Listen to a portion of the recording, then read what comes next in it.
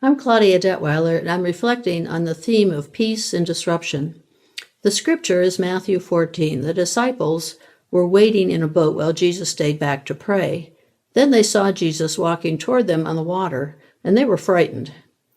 For me, what's important about this story is that Jesus took a normal expectation about how things work, people don't walk on water, and totally disrupted it by doing the impossible. Then he helped Peter to overcome his fear and do the impossible too. This scripture led me into thinking about Jesus as the disruptor of expectations about what's possible. For me, Jesus responds to individuals as a part of a community, and that community included Roman occupation as well as religious laws. And taken together, they define people's position in the community. In some stories, Jesus disrupts people's expectations about how they should be treated, especially people who were ignored or vilified. In other stories, he disrupts expectations about how to respond to oppressive authority by teaching ways to resist. There are past and current parts of my life that drew me to this focus on disruption. In the 1960s and 70s, I was fortunate to know people of faith who followed Jesus the Disruptor. They engaged in acts of disruption around civil rights, poverty, and opposition to wars. Their courage made a big impression on me, although I was not nearly so brave. Currently, I'm studying critical race theory with some of you.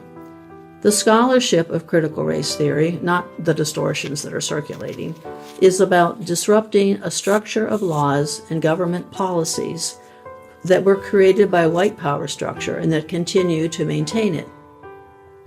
This work says that we need to disrupt our expectations from law as we now understand it in order to redress cumulative harm. Now the theme is peace and disruption. For me, peace is central to these examples of intentional disruption. Going back to the scripture, we learn that Jesus had been praying for hours before returning to the boat. I always treated that as backdrop to the real story.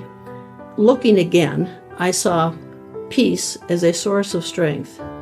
I see this as Jesus needing to create a deeply peaceful inner strength in order to prepare for the life burden of challenging or disrupting expectations.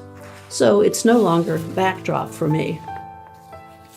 The nonviolent protesters from various faith communities were also people who took seriously inner peace as a source of strength for their acts that disrupted a world that seriously needed it and, of course, still does. They were much more spiritually centered than I was, as well as braver, but as I said, they made a big impression on me. Peace is also the intended result of disruption, as well as preparation for disruption. For me, peace is another world for justice, and that's how I'm using it here. For me, Jesus disrupted expectations to teach a more just way to be in community in this life. The same is true for the nonviolent anti-war and civil rights demonstrators.